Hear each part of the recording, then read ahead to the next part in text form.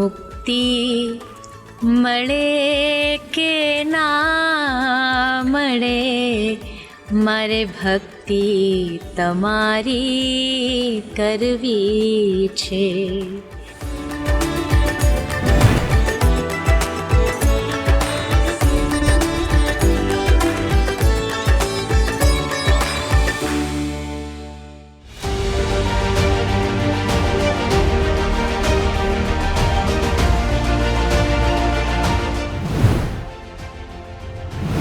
રાજ્યના માનનીય મુખ્યમંત્રી શ્રીના હસ્તે લોકાર્પણ થયા બાદ ગુજરાત ફર્સ્ટે સાધુ સંતોના આશીર્વાદ કઈ દિશામાં લીધા તે તમે જાણ્યું. નાયબ મુખ્યમંત્રી સહિત સંતોએ આગળના એપિસોડમાં શું કહ્યું તે પણ તમે સાંભળ્યું. જોકે આજે સ્ટુડિયો ઓન વ્હીલ્સમાં વાત કરીશું એ પરમ પૂજ્ય દેવીની, જેમને દુનિયા કથાકાર ચિત્રલેખાજી તરીકે ઓળખે છે. 4 વર્ષની ઉંમરમાં ગુરુ મળ્યા બાદ કેવી રીતે તેઓ આ મુકામ સુધી પહોંચ્યા છે, વ્રજથી લઈ દ્વારિકા નગરી સંદર્ભે તેઓ શું કહી રહ્યા છે તે જાણવાનો પ્રયાસ ચેનલ હેડ ડોક્ટર વિવેક કુમાર ભટ્ટે હાઈટેક સ્ટુડિયોમાં પોડકાસ્ટના માध्यमથી કર્યો છે. नमस्ते. आज हमारे साथ एक विशेष मेहमान हैं. स्टूडियो ऑन द व्हील्स में हम स्वागत करते हैं देवी चित्रलेखा जी का, जिनके इंट्रोडक्शन की कोई ज़रूरत नहीं है, सभी लोग उनको जानते हैं. और आज हमको लगता है कि हमारा स्टूडियो ऑन द व्हील्स और ज़्यादा पावन हो गया है. राधे राधे देवी जी. राधे राधे जी. हमको ऐसा लग रहा है कि राधा रानी का कोई स्वरूप आज हमारे सामने बैठा है. अरे और आपने बुलाया और स्टूडियो ऑन द व्हील्स बड़ा अच्छा प्रोजेक्ट है, मुझे देख के बड़ी खुशी हुई. हमारे लिए भी सहूलियत है कि कहीं जाना ना पड़े, आप ही ऑन द व्हील उन तक आएँ और हमारी बात लोगों तक पहुंचाएं. तो मेरी भी बहुत बहुत शुभकामनाएं आपके सुंदर इनिशिएटिव के लिए. बहुत बहुत धन्यवाद आपका. देवी जी, आपको यहाँ पे लोग बहुत प्यार करते हैं, मैंने गुजरात में देखा है. वैसे हमारे गुजरात में है ना भगवान कृष्ण की नगरी है द्वारिका. हाँ जी. लेकिन बिना राधा जी के तो कृष्ण भी अकेले हैं. और जब ब्रज से कोई यहाँ आता है गुजरात में, तो गुजरात में एक अलग सा माहौल हो जाता है. आज आपने कथा में भी देखा होगा, लोग खूब झूमे होंगे आज आपकी कथा. जी जी जी. तो सबसे पहले स्वागत है आपका गुजरात में, और ऐसे ही गुजरात में आते रहिए. मुझे गुजरात, आज मैंने कथा में भी मेंशन किया था, मुझे बहुत पसंद है. गुजरात के लोग बहुत पसंद है, गुजरात का भोजन बहुत पसंद है, गुजरात का कल्चर बहुत पसंद है. और बेसिकली मैं साल के 3-4 महीने तो गुजरातियों के बीच में ही रहती हूँ. US UK जहाँ भी जाते हैं तो सभी गुजराती मिलते हैं और बड़ा भाव होता है उनमें, क्योंकि कृष्ण इस नगरी के हैं, बड़े अद्भुत अद्भुत संत इस धरती पे हुए हैं. तो मुझे भी बहुत खुशी हुई गुजरात आके और आपका भी ये स्पेशल इनिशिएटिव देख के. तो देवी जी, सबसे पहले शुरुआत करते हैं भगवान कृष्ण और राधा रानी को लेकर. तो हम भगवान कृष्ण के बारे में तो बहुत जानते हैं गुजरात के लोग, लेकिन ब्रज के बारे में नहीं जानते. तो आज कुछ ऐसी चीज़ें आप हमें बताइए हमारे दर्शकों को जो ब्रज से जुड़ी हुई हैं, जो राधा और कृष्ण से जुड़ी हुई है. देखिए, जो कृष्ण से जुड़ा होगा ना, वो भले किसी भी दुनिया के हिस्से में रहा हो, उसको ब्रज से जुड़ना ही पड़ेगा, क्योंकि ब्रज कृष्ण का घर है.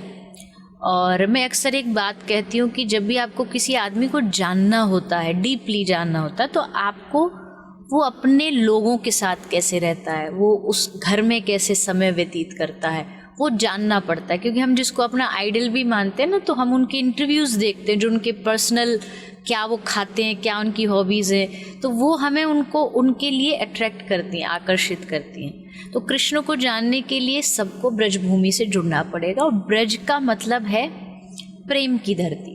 और प्रेम इसलिए क्योंकि वहाँ श्री ठाकुर जी के साथ श्री किशोरी जी विराजमान है. राधा रानी प्रेम का, करुणा का ही स्वरूप है. तो अगर बात उन दोनों की प्रेम की करें तो अक्सर संसार में राधा कृष्ण नाम ही लिया जाता है. चाहे भगवान दुनिया में कहीं गए, चाहे वो 100 साल द्वारिका में रहे हों, लेकिन जो उनके 11 साल ब्रज में बिताए, उसकी चर्चा 100 साल से ज़्यादा होती, क्योंकि वो जो थे उन्होंने अपने आप को ब्रज में वही प्रोजेक्ट किया. चोरी का मन किया तो चोरी करी, महारास का भाव आया तो उन्होंने महारास किया. तो ये सारी लीला जो है वो कृष्ण को कृष्ण बनाती हैं. उसमें अगर राधा रानी की लीला ना हो तो कृष्ण लीला भी पूरी नहीं हो सकती, क्योंकि कृष्ण की आह्लादिनी जो शक्ति है, जो पावर है, वो श्री राधा रानी है। हम कहते हैं अक्सर कि सारी दुनिया कृष्ण का भजन करती थी, तो कृष्ण ने सोचा मैं किसका करूं, तो उन्होंने अपना ही एक शक्ति रूप बनाया जिसको राधा कहा जाता है। तो अब वो बैठ के राधा रानी को भजते हैं, ताकि उनके भीतर जो एक आनंद चाहिए उनको, वो राधा रानी के भजने से उन्हें मिलता है। तो राधा सच में कोई स्वरूप है या राधा सिर्फ भाव है? नहीं, ऑफ कोर्स स्वरूप है, क्योंकि जब भी आप प्रेम की बात करते तो प्रेम एक आकृति लेता है, प्रेम एक आकार लेता है, भाव नहीं है।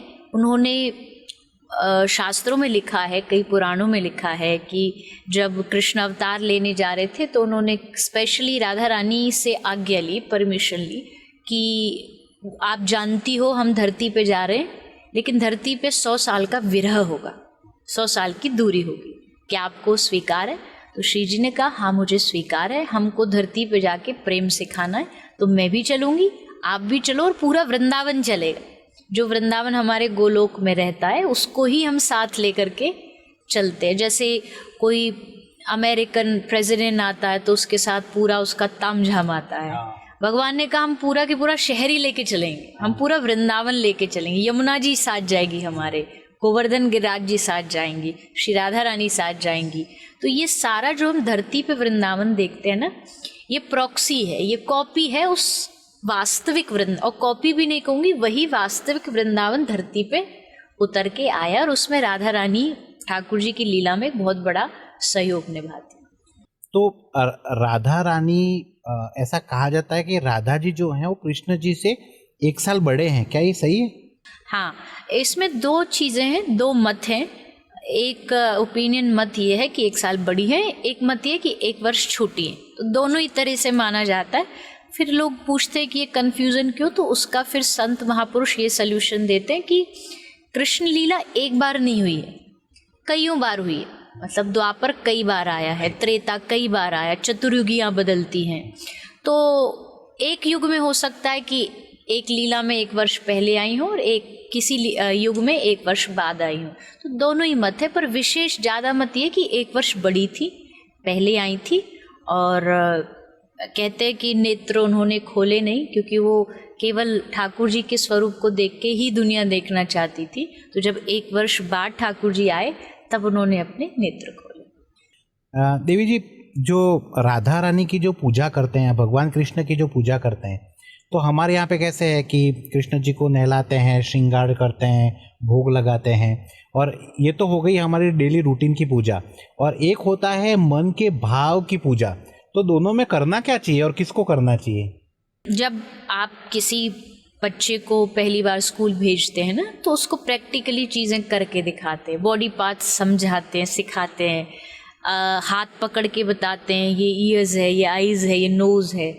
फिर धीरे धीरे जब वो सीख जाता, बड़ा हो जाता है, तब उसको इन सब चीज़ों की ज़रूरत नहीं पड़ती है, लेकिन इनिशियल स्टेज पर आपको ये करना पड़ता है। तो अगर पूजा की हम बात करें, जो अभी भक्ति में बहुत ज़्यादा बढ़े नहीं हैं, अभी अभी सीख रहे हैं, बहुत समय नहीं हो, तो उनको ये सब चीज़ें करनी चाहिए। भोग लगाना है, पूजा करनी है, अर्चना करनी है। जब आप एक बहुत ऊंचे लेवल पे पहुंच जाते हो भक्ति के, तब वहाँ फिर आपकी मानसिक पूजा शुरू हो जाती है। फिर आप सामने भोजन ना भी रखा हो, लेकिन आप मन से भगवान को भोग लगाओगे तो भगवान खाने आएंगे, प्रसाद लेने आएंगे, भोग लगेगा, लेकिन उसके लिए बहुत समय लगता है। तो इसीलिए हमें ज़्यादा ज़रूरी है कि हम आरंभ में थोड़ा अर्चना का मतलब यही होता है कि भोग लगाओ, आरती करो, सुलाओ, जगाओ, ये सब उनके साथ हमें करना पड़ता है। उससे हमारा रिश्ता मजबूत होता है। जैसे माँ बच्चे को खिलाती है, पिलाती है, तो ऑटोमेटिकली उसका लगाव, अटैचमेंट हो जाता है। तो ये सब करने का कारण ये, ताकि हम कैसे भी ठाकुर जी से अटैच हो जाए। अच्छा, एक बात जानने की बहुत उत्सुकता है कि कलयुग चल रहा है, सब जगह पे घोर कलयुग कहते हैं, बहुत ज़्यादा नेगेटिविटी है, तो क्या इस कलयुग में भी नाम जप के द्वारा भगवान को पाया जा सकता है? डिफिकल्ट तो नहीं? कलयुग में नाम जप से ही पाया जा सकता है। रास्ता कलयुग में नाम जाप ही है। कलयुग केवल नाम आधारा, शास्त्र कह रहा है, गोस्वामी तुलसीदास जी ने कहा है, कलयुग में और दूसरा कोई रास्ता है भी नहीं। है तो, लेकिन आज के टाइम को देखते हुए, लोगों को देखते हुए, ध्यान लोगों से होता नहीं, तपस्या होती नहीं, दान का मन नहीं, ध्यान में मन लगता नहीं, तो अब एक ही रास्ता बचा, नाम जाप। और कलयुग में नाम जाप से ही भगवान मिलते हैं। शास्त्र भी कहता है हर युग को भगवान को पाने का एक तरीका है कलयुग में नाम जाप, और ये आसान भी है और भगवान को पाने का यही एकमात्र कलयुग का रास्ता है। बस आप लगातार करते रहे। कई बार लोग थक जाते हैं या निराश हो जाएंगे, हताश हो जाएंगे, क्या इससे ही हो जाएगा? बिल्कुल हो जाएगा। यहाँ कलयुग में आप अगर डेली भगवान के नाम का जाप करते हो, और जिन महापुरुषों ने किया उन्होंने अपना अनुभव बताया, एक्सपीरियंस बताया।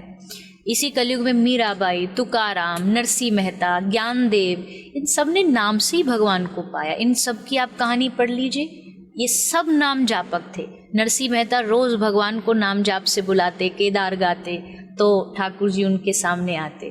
तो कलयुग में मुझे लगता है कि यही एकमात्र रास्ता सबको अपनाना चाहिए। इजी भी है। अगर आप स्टूडेंट हो, पढ़ाई करते करते नाम जप कर सकते हो। आप कॉलेज जा रहे हो, आप ऑन द वे नाम जाप कर सकते हो। कोई महिला घर में कुकिंग कर रही है तो कुकिंग करते करते, झाड़ू लगाते लगाते, ड्राइविंग करते करते, कभी भी किया जा सकता। फिर आपके पास वो एक्सक्यूज़ भी नहीं कि टाइम नहीं है। अब कलयुग में आपको वो एक्सक्यूज़ भी हटा दिया कि काम करते करते आप भगवान का भजन नाम जाप कर सकते हो। तो गृहस्थ में रह के भी नाम जाप हो सकता है? बिल्कुल, ज़्यादा अच्छा हो सकता है। मुझे लगता है कभी कभी कोई साधु सन्यासी जिसने सब दुनिया छोड़ दी है और तब वो भगवान का भजन कर रहा है, भगवान को अच्छा लगेगा। लेकिन कोई इतनी डिफ़िकल्टीज़ हों, इधर से बच्चे रो रहे हैं, उधर से सैलरी का प्रॉब्लम है, उधर से ट्यूशन की फ़ीस देनी है, इतने झंझटों में अगर कोई भगवान का नाम लेता तो भगवान उस पर डबल खुश होते हैं कि इतनी परेशानियां हैं इसके जीवन में, फिर भी मुझे भूला नहीं, तो मतलब मेरा पक्का भक्त है। तो गृहस्थ में रह के तो भगवान को पाना और ज़्यादा भगवान को प्रसन्नता होती है। ये बहुत अच्छी बात आपने बताई। एक जानने की ऐसी उत्सुकता है कि लोग ब्रज में जाते हैं और ब्रज की रज लगाते हैं, तो वो रज का कितना महत्व है? क्या सच में भगवान कृष्ण का अंश अभी भी रज में है? वृंदावन की रेणु में मरिवो मंगल होए, हमारे ब्रज में कहते हैं। वृंदावन की माटी एक ऐसी माटी है जिसको पाने के लिए ब्रह्मा, शंकर, महादेव, इंद्र, सनकादिक, नारद सब हाथ जोड़े खड़े रहते हैं, क्योंकि उस माटी, वो मिट्टी नहीं है, वो असल में राधा कृष्ण का मिलन का जो प्रेम है वही ब्रज की माटी है। जितनी ताकत कृष्ण में है उतनी ताकत ब्रज की माटी में भी है, भक्ति देने की, प्रेम देने की। तो यही कारण है। और धरती पे ऐसी कोई जगह नहीं है जिसकी मिट्टी की इतनी पूजा होती होगी जितनी ब्रज में होती है। ब्रज की गोपियाँ, ब्रज के लोग, कृष्ण चले भी गए, जब कृष्ण द्वारिका आ गए तो गोपियों से पूछा कि तुमको संभाला किसने, क्योंकि तुम तो आँख खोलने की भी हिम्मत नहीं थी कृष्ण विरह में। तो गोपी कहती है कि इस मिट्टी ने संभाला, इस ब्रज की माटी ने हमको एहसास दिलाया कि यही कृष्ण है, यही हमारे पास। और आज भी वही है। आज भी महापुरुषों का मानना है ऐसा, कोई ब्रज से बाहर रहता है लेकिन घर में ब्रज की रज रखता है, रोज माथे पे लगाता है, थोड़ा उसको ग्रहण करता है, तो ब्रज की माटी आपके भीतर प्रेम प्रकट कर देगी। इतनी ताकत है उसमें, जादू है कुछ। ब्रज की मिट्टी में एक अलग खुशबू है, एक अलग जादू है, और वो अगर आपके जीवन में है तो समझो आप बहुत भाग्यशाली। तो जब भगवान कृष्ण वृंदावन से, मथुरा से यहाँ आए, ब्रज से यहाँ आए, तो क्या राधा जी भी साथ में आई थी? यहाँ पे तो रुक्मिणी जी की पूजा होती है। नहीं, यहाँ नहीं आई, ऐसा कहीं उल्लेख नहीं है कि राधा रानी साथ आई। वो अलग बात है कि वो परम युगल है, वो कभी बिछुड़ते नहीं है, कभी अलग नहीं होते। वो एक प्रकार की लीला है, जैसे मूवी में एक्टर एक्टिंग करता है, एट द एंड पीछे जा कर के सब वेनिटी वैन में विलेन भी और वो भी साथ में बैठ के चाय कॉफ़ी पीते हैं। तो ये ठाकुर जी की लीला है। हाँ, राधा रानी कहाँ गई उसका वर्णन कुछ ग्रंथों में आता है कि द्वारिका से कृष्ण गए और उधर ब्रज से राधा रानी आई, और उनका एक बार मिलना हुआ ब्रज छोड़ने के बाद कुरुक्षेत्र में। कुरुक्षेत्र में सूर्य ग्रहण पड़ा था, तो द्वारिकाधीश पूरी अपनी सेना, पटरानी सबके साथ 16,000 रानियों को लेके गए और उधर से ब्रज के लोग आए, यशोदा, नंद बाबा, राधा रानी, और 100 साल बाद तब वहाँ एक बार मिले। लेकिन द्वारिका आने का ऐसा कहीं कोई वर्णन नहीं किया गया है राधा रानी का। अभी एक ट्रेंड चला है कि लड्डू गोपाल जी सब साथ में लेके चलते हैं, हमारे गुजरात में भी चल रहा है, बास्केट में लेके चलते हैं। तो बहुत सारे लोग इसकी टीका भी करते हैं कि भगवान को जहाँ जा रहे हो आप साथ में लेके जा रहे हो, तो ये सही है, गलत है, या सही तरीका क्या है?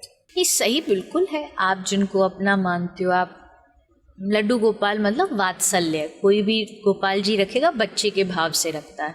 तो अगर आपका बच्चा घर में, आप उसे ताला लगा के नहीं जा सकते, आप साथ लेके जाते हो, लेकिन मर्यादा का थोड़ा ध्यान रखना चाहिए। जब भी आप लड्डू गोपाल जी लेके जाते हैं तो वो कोई खिलौना तो नहीं है कि आप कहीं भी रख दोगे।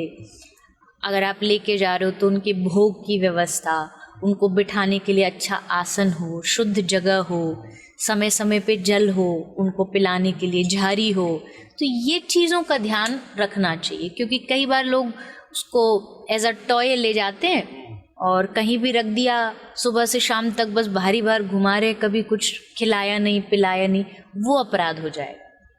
अगर आप भाव से लेके जाते, व्यवस्था बना के रखिए, साथ में उनके थोड़ा जल रखो, थोड़ा खाने को कुछ रखो, और उनकी मर्यादा में कहीं भंग ना हो जाए, इस चीज़ का अगर आप ध्यान रखते तो आप साथ ले जा सकते। अब हम आपकी बात करेंगे। तो 4 साल की, हमने ऐसा सुना है कि 4 साल की अवस्था में ही आपको लगने लग गया कि आप भक्ति भाव में जाने वाले हैं, कथा करने वाले हैं। तो क्या सच में बचपन से ही आपको ये हुआ था कि मैं इसी में आगे जाऊंगी या यही करूंगी? नहीं, ऐसा कोई प्लान नहीं था, ऐसा कोई विचार नहीं था। क्योंकि 4, 5, 7 साल के बच्चे से आप क्या फ्यूचर प्लानिंग पूछोगे? 7 साल का बच्चा क्या बताएगा आपको कि मेरे भविष्य का प्लान, मेरा करियर, मेरा ये है।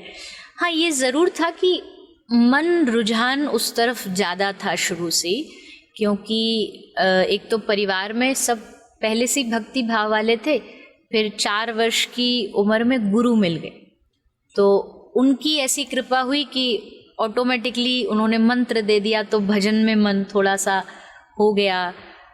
ब्रज में जन्म हुआ तो संतों के पास जाना, उनकी कथाएं सुनना, उनको देखना, देख देख के कुछ मन में आया तो उन्होंने माइक दे दिया, एक भजन ही गा दिया।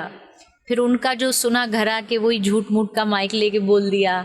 ऐसे करते करते परिवार ने देखा कि थोड़ा इंटरेस्ट इस तरफ है, तो उन्होंने संतों के संपर्क में ज़्यादा रखा शुरू से। थोड़ा किसी से कुछ प्रवचन सीख लिया, किसी से कुछ भजन सीख लिया। ऐसे करते हुए 7 साल की उम्र में भगवान की कृपा से पहली भागवत जी करी थी, जब ये भी नहीं पता था कि भागवत का अर्थ क्या होता है। क्योंकि 7 साल का बच्चा इतना, भागवत एक ऐसा ग्रंथ है जिसको समझने में पूरी उम्र लग जाती है। तो उस समय मैं ये कहूँगी कि उस समय इतनी गंभीरता नहीं थी, सिर्फ करना था इसलिए कर दिया। फिर जैसे जैसे आयु बढ़ी, समझ बढ़ी, तो समझ आया कि ये एक बहुत बड़ी जिम्मेदारी है, इसको निभाना पड़ेगा। क्योंकि समाज की निगाहें आप पर होती हैं, आपको देखती हैं, आपका व्यवहार, आपका आचरण देखती हैं। और फिर शुरू से ही जीवन में ऐसी कोई चंचलता रही नहीं जिसके कारण कि मुझे ये रास्ता कठिन लगे। शुरू से ही गंभीरता रही जीवन में, तो ये भागवत की यात्रा ऐसे करते हुए धीरे धीरे आगे। आपके गुरुदेव कौन थे? मेरे गुरु बंगाल से थे, मतलब हैं, अभी तो 2-3 वर्ष हो गए उनको भगवत धाम जाए हुए, पर बंगाल से गौड़िया संप्रदाय से श्री श्री गिरधारी दास बाबा जी महाराज, उनसे मेरी दीक्षा। अब आपने एक बहुत ही बड़ा पुण्य का काम शुरू किया है। आपने एक गायों का अस्पताल, जो हमने थोड़ा बहुत जाना है, तो गायों का अस्पताल शुरू किया। तो ये कब शुरू किया, कब आपके मन में ख्याल आया और कैसी गतिविधियां वहाँ होती हैं? ये हॉस्पिटल हमने 2013 में शुरू किया था, और इसका शुरू करने का उद्देश्य एक ही था, क्योंकि ब्रज में गौशालाएं तो थी ही पहले से, लेकिन अगर कहीं कोई गाय एक्सीडेंट हो गया, किसी को कोई ट्रीटमेंट की ज़रूरत है, तो उसकी कोई भी व्यवस्था ब्रज में नहीं थी। और मुझे लगता है भारत में भी कहीं कहीं होगी, अन्यथा नहीं होती। तो हमने फिर मन में यही विचार किया कि एक ऐसा हॉस्पिटल बनाते जिससे गायों को मदद मिल सके। गाय आई तो दूसरे जीव भी आने लगे, कुत्ते, बिल्ली, घोड़े। तो इलाज सबका एक ही था, हमने कहा सब जीव ही हैं, तो इसको पूरा एक वेटनरी हॉस्पिटल बना दिया जाए। तो पूरा एक वेटनरी हॉस्पिटल जहाँ प्रॉपर गायों का, घोड़ा, सबका इलाज होता है और सारे ट्रीटमेंट होते हैं। आजकल बहुत बड़ी समस्या, गाय के पेट में प्लास्टिक बहुत जमा होता है और वो ऑपरेशन से ही निकलता है।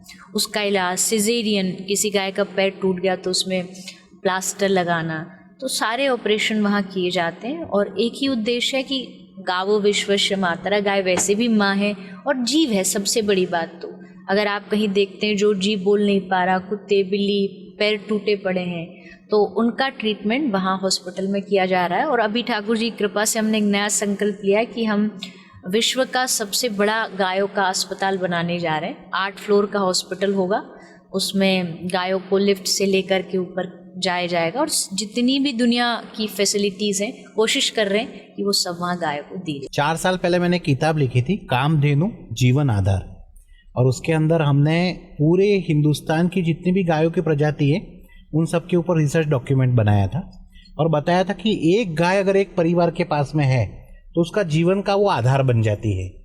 अब ये एक आप जैसे जिस तरीके से गायों की प्रचार प्रसार करते हैं तो हो सकता है एक दिन आएगा भारत में। आपने कहा बिल्कुल सही बात है, दुर्भाग्य की बात है, यहाँ हमें माता मानते हैं वहीं कत्ल हो रहा है, और जहाँ माता नहीं मानते हैं वहाँ गाय के बाय प्रोडक्ट्स बन रहे हैं। तो ये सारी चीज़ें हैं।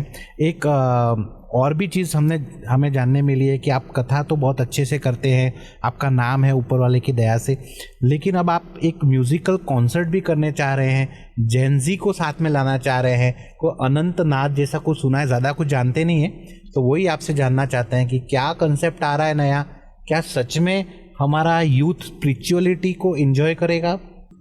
बिल्कुल करेगा। मुझे लगता है कि यूथ को चाहिए, वो चाहता है कि कुछ ऐसी चीज़ मिले, बस हमें उनको देना है। और इसी उद्देश्य को लेके, क्योंकि कथा होती है 7 दिन की और 3 घंटे का समय होता है, तो कई बार बच्चे बस वो 3 घंटा सुन के डर जाते हैं कि भाई कथा में जाएंगे और वो लंबी लंबी बातें करेंगे, हमें लेक्चर देंगे, प्रवचन देंगे, तो वो आने से ही डरते हैं। हाँ, शायद आ जाते तो कनेक्ट हो जाएंगे, इसमें कोई दो राय नहीं है। तो हमने फिर एक विचार मन में लगाया कि भगवान को दूसरी कौन सी चीज़ प्रिय है? संगीत। म्यूज़िक एक ऐसा माध्यम है जो आपको कनेक्ट कर देता है भगवान के साथ। तो उस संगीत और आध्यात्मिकता को मिलाकर के हम आज के यंग जनरेशन को कुछ दें, तो अनंत नाद ये एक स्पिरिचुअल कॉन्सर्ट हमने शुरू किया है, म्यूज़िक फॉर द सोल। आत्मा के लिए हम संगीत प्रदान करेंगे, जिसमें होगी ही तो अध्यात्म की ही चीज़ें, भक्ति से जुड़ी चीज़ें, लेकिन अच्छे संगीत के साथ। यूथ को आप किस तरीके से देखती है? क्या सच में आज का यूथ लॉजिकल स्पिरिचुअलिटी से जुड़ना चाहता है, या उसे आज भी ऐसा लगता है कि नहीं ये अंधश्रद्धा है और हमें हमारा करियर बनाना है और हम कहाँ भगवान के चक्करों में पड़ेंगे? दोनों तरीके का एक मिक्स है। लेकिन आप जब कथा करने जाते हैं, आप एक खुद यूथ आइकन हैं, तो आपको लगता है सामने बैठने वाला ऑडियंस जो है वहाँ पे कोई यूथ है या सब एक ओल्ड एज वाला पब्लिक है? नहीं, बिल्कुल नहीं। ये धारणा तो एकदम गलत है कि कथाओं में यूथ नहीं आता। आप आइए हमारी कथा में, जो लोगों को नहीं लगता है कथा में आके देखिए। मुझे लगता है कि आप देख कर के हैरान हो जाएंगे कि आज की यंग जनरेशन इतनी भक्ति से जुड़ी हुई है।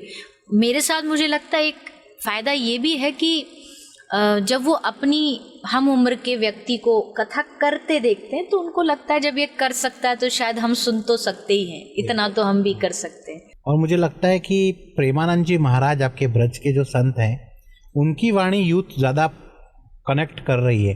लोगों को समझ में आ रहा है कि प्रेमानंद जी महाराज जो बात कहते हैं। तो आपका कैसा अनुभव रहा प्रेमानंद जी के साथ? देखो, महाराज जी ब्रज की पहचान है, और लोगों के बीच में सोशल मीडिया पे तो कोविड के बाद आए, ब्रज में उनको मानने चाहने वाले, दर्शन करने वाले बहुत सालों से हैं और उनकी बातों का अनुसरण करते हैं। और उनके कहने का, बोलने का जो तरीका है, ऑफकोर्स एक महापुरुष है। मुझे लगता है कभी कभी भगवान भेजते हैं ऐसे महापुरुषों को ताकि वो समाज में कुछ बदलाव ला सके। उनकी वाणी वो खुद की नहीं है, वो कोई दिव्य वाणी है जो आती है और वो बात एकदम दिल में लगती है लोगों के। देवी जी, एक लास्ट आपका मैसेज चाहिए गुजरात के लोगों के लिए, तो वो क्या मैसेज होगा? कैसे लोग आपसे जुड़े हैं? आपको चाहते तो बहुत हैं लोग, लेकिन फिर भी गुजरात के बारे में कुछ जानना है आपसे, क्या अच्छा लगता है, और गुजरातियों के लिए एक संदेश चाहिए।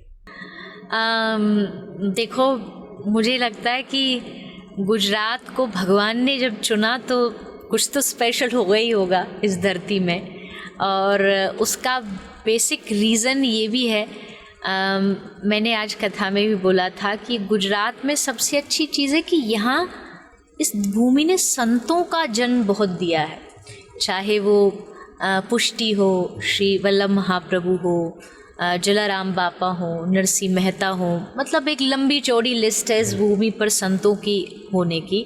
तो मुझे सबसे अच्छा वो लगता है, और गुजरातियों में जो एकता है वो भी बहुत पसंद है मुझे।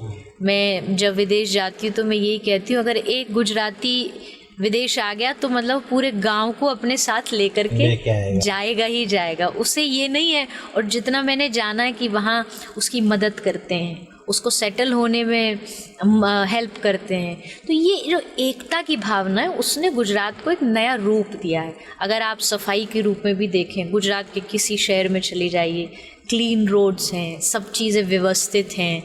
तो ये चीज़ें तभी आ सकती हैं जब आप अपने राज्य को, अपने देश को, अपने राष्ट्र को पूरा समर्पित होते हैं।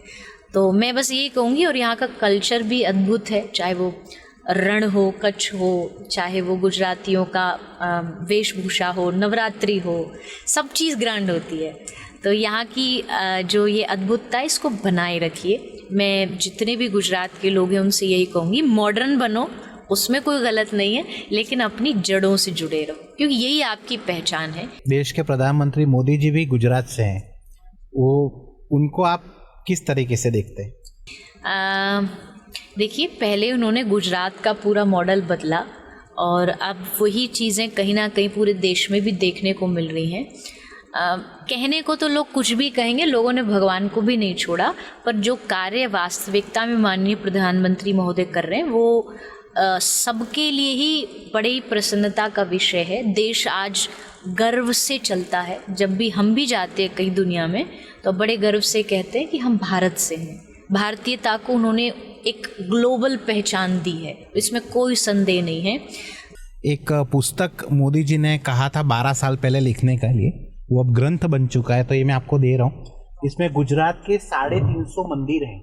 अच्छा। और वैसे मंदिर हैं जिनके बारे में लोग कम जानते हैं। वाह। जैसे गुजरात में सोमनाथ और द्वारका में ही सब लोग खो जाते हैं, लेकिन इसमें बहुत पुरातन मंदिर है। सारा QR कोड है, लगभग 300 डॉक्यूमेंट्रीज हैं। तो जब भी आपको गुजरात के बारे में जानना हो तो ये आपके लिए बहुत अच्छा उपहार, धन्यवाद, थैंक यू जी। इसका नाम तपोभूमि रखा है। और गुजरात पूरा हो गया, अब मेरा राजस्थान चल रहा है, तो तपोभूमि राजस्थान आने वाली है बहुत जल्दी। और मेरा शुरू से ही सनातन धर्म के लिए यहाँ पे काम मैं कर रहा हूँ।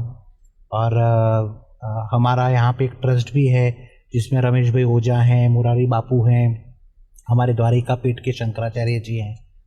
अब गायों के लिए भी बहुत अच्छा काम करते हैं। बहुत प्रसन्नता होती है कि जब ब्रज से कोई आता है ना, तो आपने बताई ना वो ब्रज की मिट्टी वाली बात, उनको लगता है आपके साथ में आ रही है। तो ये बहुत ही सुंदर है, और आपको बहुत बहुत शुभकामनाएं भी हैं अनंतनाथ के लिए। और हम ये चाहेंगे कि आप पहला शो कर लीजिए, फिर दूसरा तीसरा हम यहाँ गुजरात में करेंगे। बिल्कुल बिल्कुल, ज़रूर करेंगे। बहुत बहुत धन्यवाद। आपके इतने सारे अच्छे कामों को सुन के मुझे भी बहुत खुशी हुई आपसे मिलके, और सब मिलके ऐसी सनातन धर्म की सेवा करते रहें, बस यही प्रार्थना। Thank you. राधे राधे। राधे राधे।